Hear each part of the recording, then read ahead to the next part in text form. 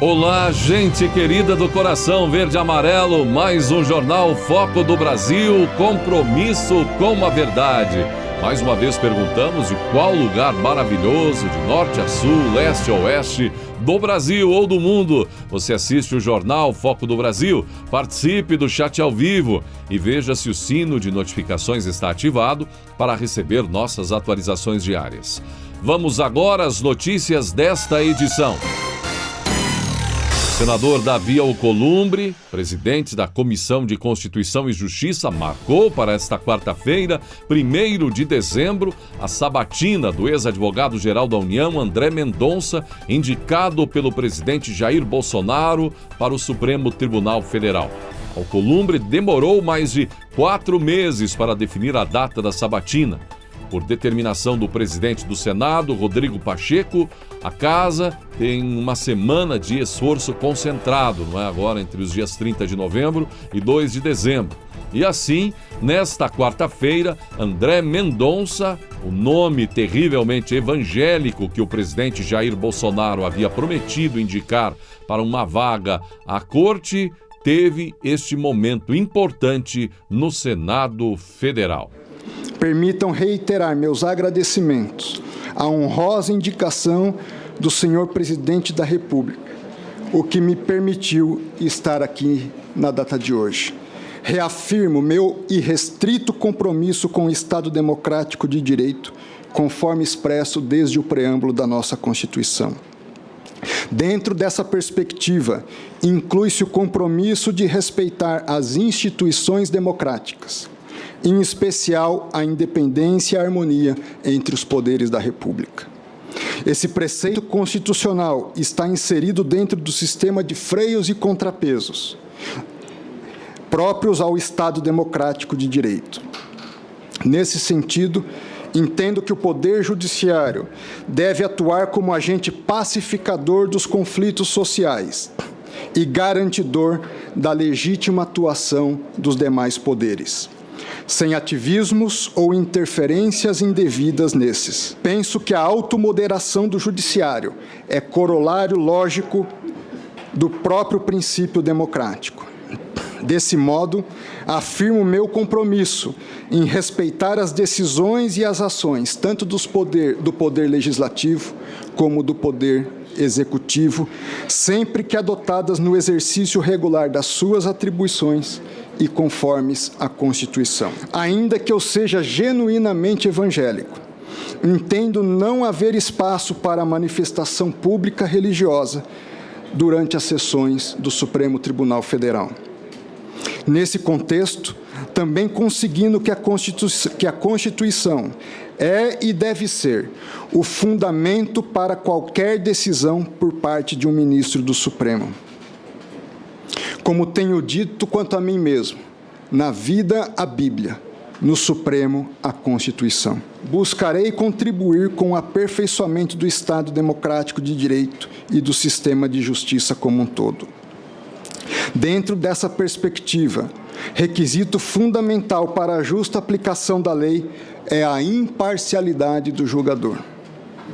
Daí meu compromisso irrestrito com a imparcialidade. Defendo uma imparcialidade qualificada, que é a capacidade de ouvir as partes interessadas, colocando-se em suas respectivas posições, para só então poder decidir com base nas melhores razões jurídicas à luz do texto constitucional. Eu queria que o senhor nos trouxesse um pouco mais acerca do seu comprometimento em relação à liberdade de imprensa como um princípio fundamental, né, e também como magistrado. Me permitam incluir não só a questão da liberdade de imprensa, como de expressão. Tratam-se de direitos fundamentais de todo cidadão. Defenderei como um direito essencial para a construção da democracia. Não só não deve haver censura prévia. O que eu quero trazer ao contexto é que nós estamos num processo de construção da nossa democracia. A Constituição de 88 ainda é jovem. Há muito por se fazer. E o meu compromisso não é só respeitar a democracia e o Estado democrático de direito, é se honrado com a aprovação deste Senado Federal, estar compromissado com o aperfeiçoamento da qualidade da nossa própria democracia e com a garantia da liberdade de imprensa, da liberdade de expressão e da própria atuação transparente da administração pública. A liberdade de expressão, essas ameaças, como a senhora coloca, devem estar submetidas, o que é próprio de um Estado de direito, que é regulamentado pela lei, também no sentido de não compactuar ou confundir liberdade de expressão com autorização para ameaças ou ofensas à honra das pessoas ou às instituições democráticas do nosso país. Nesses casos, a própria lei penal, a própria lei civil, traz a possibilidade de fazer a devida recomposição dos danos e da honra que foi alcançada ou da integridade física que foi ameaçada. Não espere de mim perfeição. Tem vezes que nós discordamos de nós mesmos, do que fizemos. E nós precisamos ter humildade para pedir desculpa. Eu aprendi com meu pai aos 16 anos. Não tenha medo de tomar decisões. O mundo é carente de homens que tomam decisões.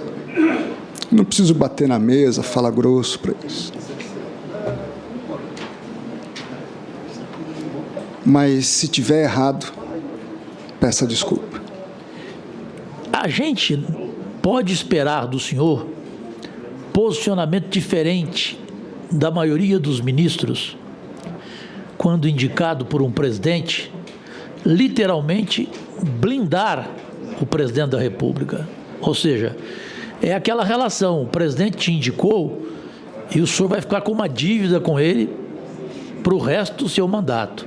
A gente pode pensar diferente em relação à sua postura quando qualquer coisa chegar lá sobre o governo do Bolsonaro, seja denúncia, seja corrupção? Há uma distinção entre ser ministro do governo e ser ministro do Supremo Tribunal Federal. Eu sei dessa distinção e tenho compromisso dentro dessa perspectiva.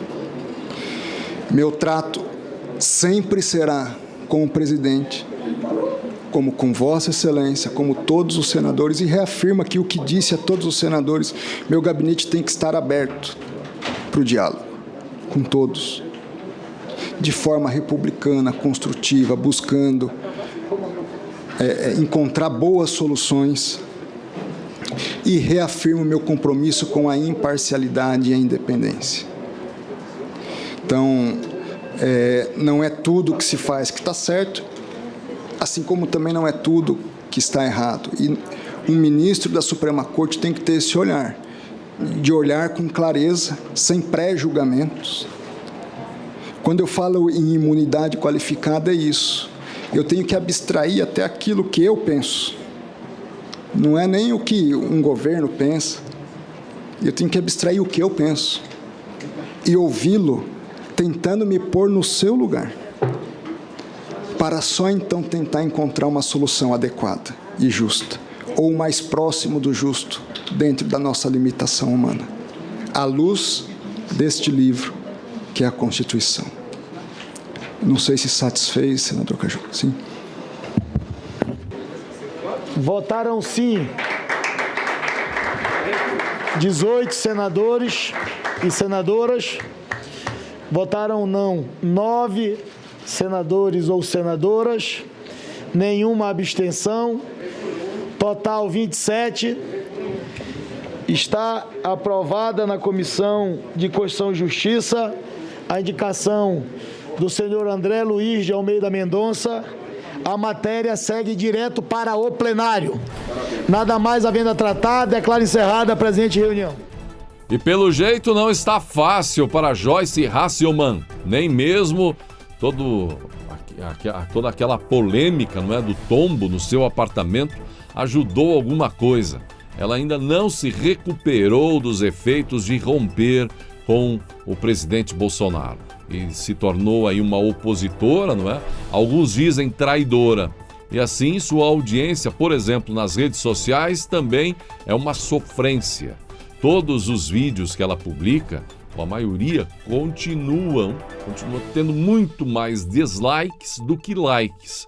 Muitos questionam se ela conseguirá mudar isso até as eleições de 2022, se isso já é um termômetro com relação a uma eventual votação dela na próxima eleição, ou se sua reeleição mesmo para deputada está ameaçada. O que, por exemplo, você achou das atitudes da deputada Joyce, que foi uma parceira importante do presidente Bolsonaro, mas para ela muito mais importante foi surfar na onda Bolsonaro em 2018, mas durante os últimos anos, o seu mandato sobretudo, ela se desvirtuou, segundo alguns apoiadores do presidente, seguiu um caminho separado, diferente, não se sabe ao certo o porquê. A partir de dezembro, o governo federal pagará um vale-gás. Vimos essa notícia, não é? A famílias de baixa renda para recompor a alta do preço do gás de cozinha. Portanto, iniciamos agora dezembro com essa novidade. O programa Gás dos Brasileiros foi sancionado pelo presidente Jair Bolsonaro, ficará em vigor por 5 anos, mas afinal, quem tem direito? Muita gente pagando 100, 120, até mais o botijão, não é? O benefício, gente, é destinado a famílias inscritas no Cadastro Único para Programas Sociais do Governo Federal, o CAD Único, com renda familiar mensal per capita menor ou igual a meio salário mínimo nacional, ou famílias que tenham entre seus integrantes quem receba o benefício de prestação continuada, o BPC. Mas quando começa? O pagamento começa agora, em dezembro. No primeiro mês, o Ministério da Cidadania informou que utilizará recursos próprios da pasta no valor de 300 milhões de reais. Para os pagamentos de 2022, o governo ainda precisa encontrar espaço para a liberação de recursos do orçamento.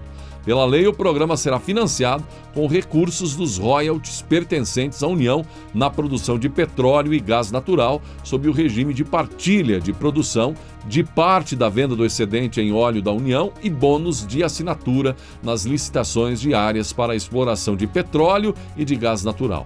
Além disso, serão utilizados outros recursos que venham a ser previstos no Orçamento Geral da União e dividendos da Petrobras pagos ao Tesouro Nacional. Bom, é importante então, esse programa vem em uma hora onde a maioria das famílias que mais necessitam de apoio, estão aí sofrendo para pagar o botijão de gás, né? Como falamos, aí variando o preço de 100, 120, 130 reais, um valor exorbitante